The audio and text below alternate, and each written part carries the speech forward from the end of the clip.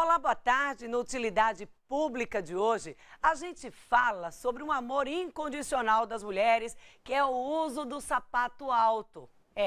É bonito, deixa a mulher mais elegante, mas é preciso cautela para evitar uma série de problemas. Para bater um papo com a gente aqui no Utilidade Pública, a Letícia Gitassi, que ela é quiropraxista e trabalha, é uma área independente da medicina e que trabalha a questão postural como um todo. Boa tarde, Letícia, obrigada pela presença aqui no Utilidade Pública. Boa tarde, tudo bem? É um prazer poder participar do seu programa. Letícia, a gente sabe que as mulheres amam sapato alto. Eu tô de sapato alto, você tá de salto alto. O que é mito, o que é verdade na hora que a gente fala do uso do salto alto? Todos são ruins? Todos vão gerar algum tipo de problema ou não?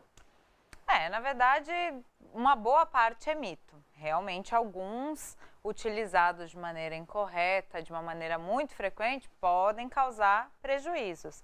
Mas sendo alternados e trabalhados, utilizados de uma maneira mais correta, todos têm o seu espaço para nenhum deixar de ser utilizado, ficar lá no cantinho, porque a grande paixão das mulheres não adianta, são os sapatos. É o que chama atenção, inclusive, quando se passa. As sapatilhas são lindas, olha, não desmerecendo os sapatos baixos, as sapatilhas, não, com certeza, que também são lindas. Mas o salto alto tem seu espaço garantido. Exato.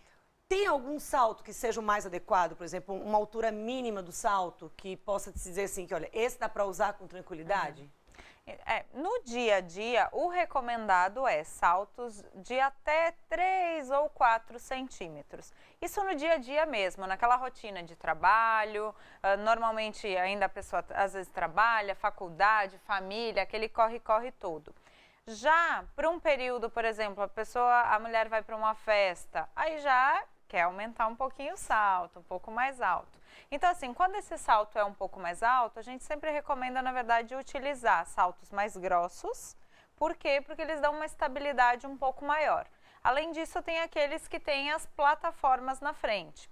Eles são um pouco mais estáveis no sentido de dar uma altura, mas também a chance de virar o pé é um pouquinho maior. Das entorses. Então, de entorse. Então, tem que avaliar muito bem. Mas, em geral, no dia a dia, de todos os dias mesmo para ir trabalhar e todas as atividades diárias, o ideal é de 3 até no máximo 4 centímetros. E aí tem um tempo que seja o adequado, porque hoje a gente sabe que as mulheres elas trabalham 2 expedientes e dali já seguem para demais compromissos.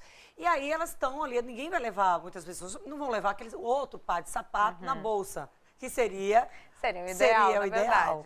Você só pôr o sapato alto, de fato, quando você for necessitar mesmo, ou uma reunião, ou um evento, mas assim, na atividade do dia a dia, buscar o sapato baixo.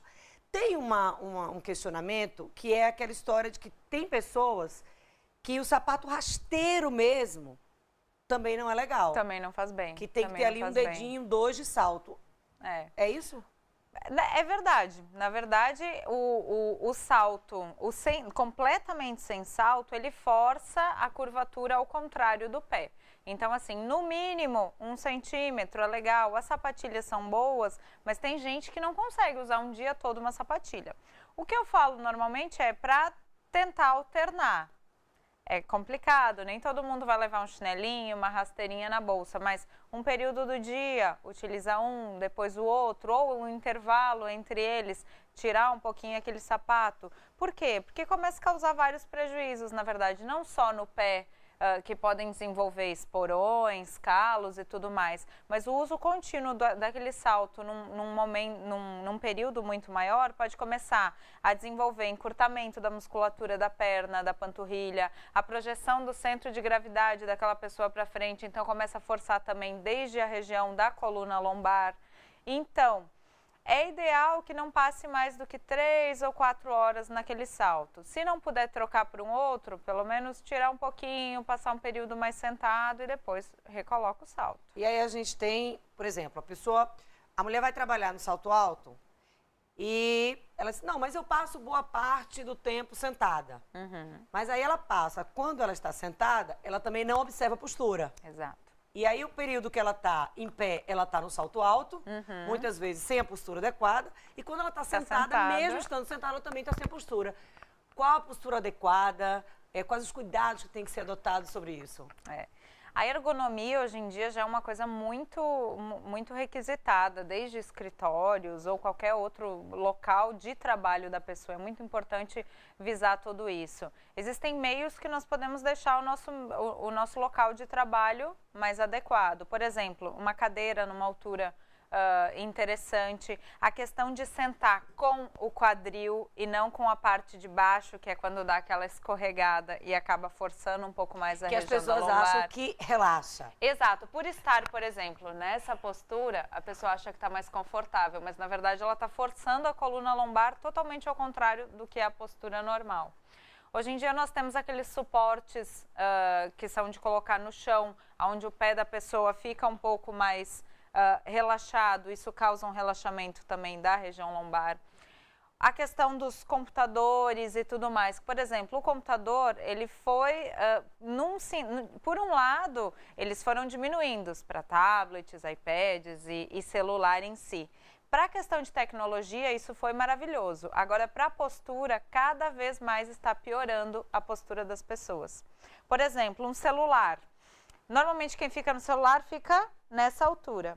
A cada 1 centímetro que a nossa postura, principalmente a região cervical, é projetada para frente, são 5 quilos a mais de pressão nessa musculatura do pescoço. Então, a pessoa já fica aqui no celular e isso vai forçando a postura. Então, a altura do monitor do computador, por exemplo, ela tem que ficar na altura dos olhos. Se a gente trabalha com notebook, a gente já vai estar forçando a postura da região cervical mais abaixo também. E se ainda está de salto, força mais ainda essa postura, porque a pessoa acaba não sentando direito.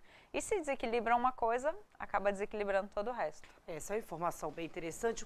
Qual é a consequência desse uso frequente, tanto dos celulares quanto dos tablets, que você fica já fazendo, gerando esse peso para frente? Essa tensão exagerada na musculatura, principalmente, por exemplo, se a pessoa não tem uma prática regular numa atividade física, aquela musculatura, além de estar enfraquecida, ela vai ficar contraturada. Isso acaba desenvolvendo vários casos de dores de cabeça, dores na região da TM também. Por quê? Porque ela vai se curvando cada vez mais à frente. Além disso, começa a acontecer uma compensação da região torácica. Então, não é só a cabeça que desce, é a postura toda que vai se curvando. A estrutura vai desabando. A estrutura toda, a coluna toda vai se desequilibrando e causando diversos problemas. O problema acaba sendo um problema pontual, ou isso aí gera uma cadeia de problemas? Por exemplo, se você tem essa postura, vai causando um problema aqui, você não conserta e não faz atividade, não fortalece, e aquilo ali vai gerando, ou isso é mito? Não, isso é verdade. Eu acho que, principalmente dentro da quiropraxia, a gente trabalha com o vitalismo, que é a questão de avaliar a pessoa como um todo.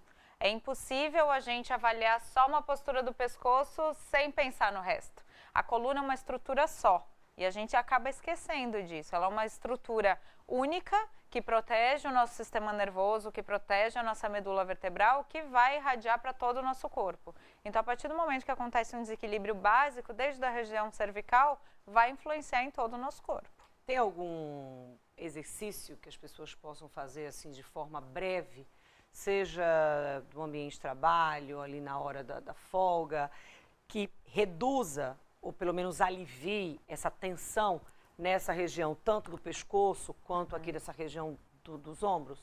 A curto prazo, os alongamentos são muito interessantes. A longo prazo, existe sim a necessidade de um reforço da musculatura. O reforço ele não vai ser adquirido através de alongamentos.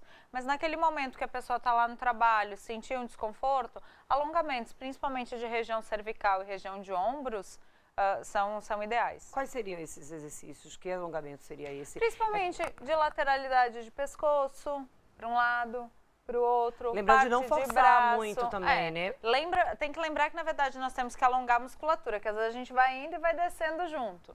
Na verdade, o ideal é legal fazer na frente do espelho, porque aí a pessoa consegue ter uma visão do que está acontecendo e uma consciência corporal um pouquinho melhor.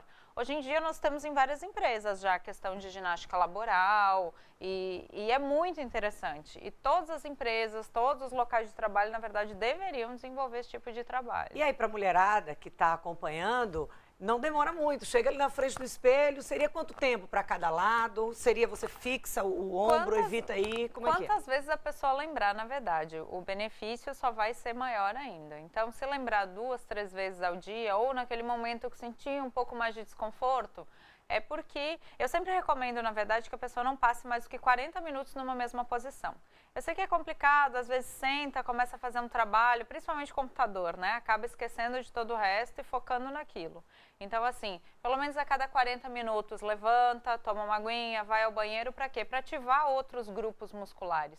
Porque senão aquela tensão, ela se localiza toda naquele ponto e vai causar prejuízos, com certeza. É isso que causa aquela sensação, a pessoa trabalha, mesmo que a pessoa trabalhe sentada o dia inteiro, a pessoa chega assim, com a sensação de esgotamento físico, porque passou o dia todo no computador, Sim. por conta disso, por conta dessa tensão gerada em permanecer na mesma posição por um período muito longo? Tem muita gente que, na verdade, acha que o cansaço físico é só para uma pessoa que tem uma atividade, sei lá, que se exija fisicamente, quem carrega muito peso e tudo mais, mas não. Mas uma pessoa que passa o dia todo sentada num computador, ela tem um esforço físico também muito grande. Muito grande. Por quê? Porque ela está utilizando somente os mesmos grupos musculares. E acaba, na verdade, fadigando esses grupos musculares. Então, o prejuízo pode ser muito grande. Só para a gente lembrar, qual deve ser, qual é a forma correta de fazer aqueles exercícios em frente ao espelho de alongamento, mesmo que breve, ali naquele intervalo dos 40 minutos, doutora? Sempre tentando a postura mais ereta. Então, primeiro o pescoço. Pode fazer umas 10 segundos para um lado, depois para o outro. Lembrando que eu não sou educadora física, sim, né? claro, Mas esses são alongamentos básicos que qualquer pessoa pode fazer. Um pouco lateralizado o pescoço para trabalhar essa musculatura mais lateral.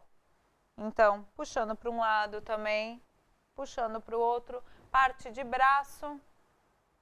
Por quê? Porque vai trabalhar basicamente essa parte de pescoço e cintura escapular. São exercícios e de alongamentos que são práticos, assim, não tem contraindicação. Não tem contraindicação. Quanto a esses, não. Mas o ideal sempre é sim, a pessoa procurar, além de tudo, uma atividade física com uma pessoa habilitada. Isso seja... Hoje em dia tem tanta atividade física, né? Eu acho que dá para a pessoa escolher uma que realmente goste. Dizer que não gosta às vezes, um pouco até uma desculpa, porque nós temos opções diversas. Então, dá para a pessoa encaixar o que dá dentro da sua vida, dos seus horários, das suas atividades, algum tipo de reforço. Letícia, daqui a pouco a gente volta com o nosso bate-papo. A gente vai para o intervalo, 2 minutos.